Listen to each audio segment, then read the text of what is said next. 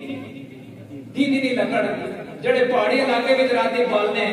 وہ شمیانے شملے جب بنا کے وہ نمی نہیں لگی تو اس کی آگے ہٹ ہو رہے مشال دیوں کا دور ہوتا تھا دیوے بادشاہ نے آگے سونے کا دیوا نوکرے پکڑے اور پیچھے جناب اس نے وزیر مشیر سارے پورا ایک قافلہ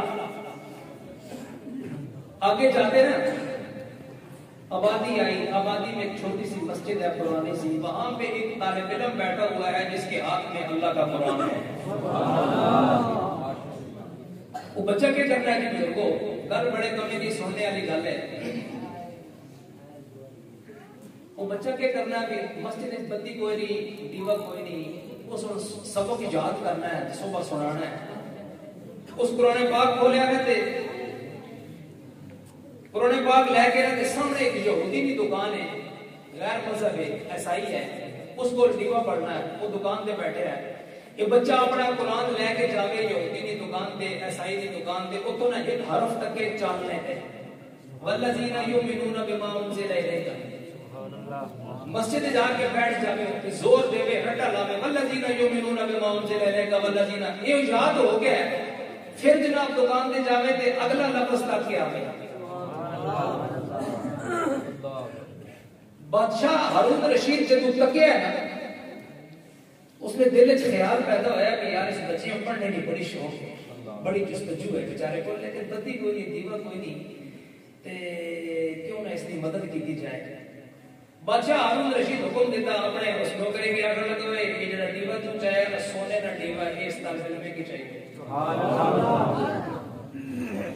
دے دیتا محترم جب دیا بچے کو دے دیا ہارون رشید نے رات کو سویا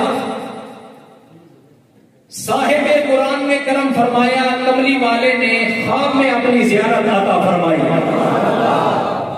اور فرمایا کہ ہارون رشید تو نے میرے وارث کی مدد کی ہے میرے وارث کی تو نے مدد کی ہے اسے دیا تو نے دیا ہے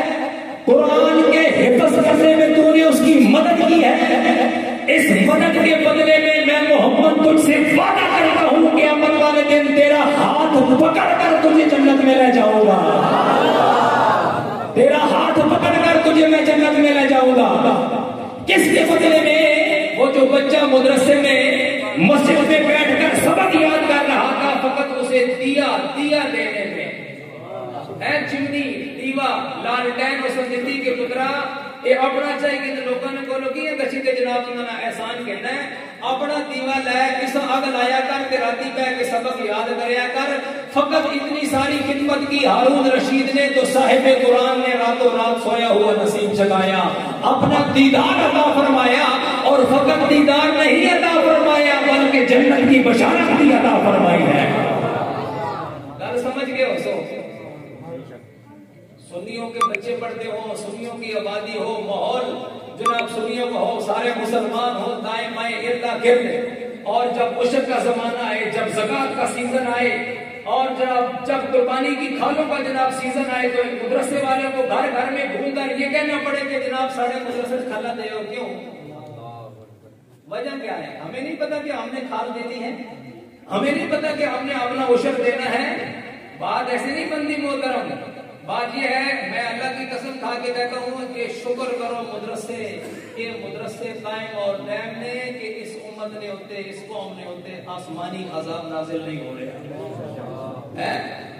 یہ تو کیا بتا رہے دن بابا جی سرکار فرمایا کرتے تھے حشر کو ہوگا معلوم کہ جیتا کون اور ہارا کون ٹھیک ہے بس یہ میرے دل کی آواز تھی ایک درد تھا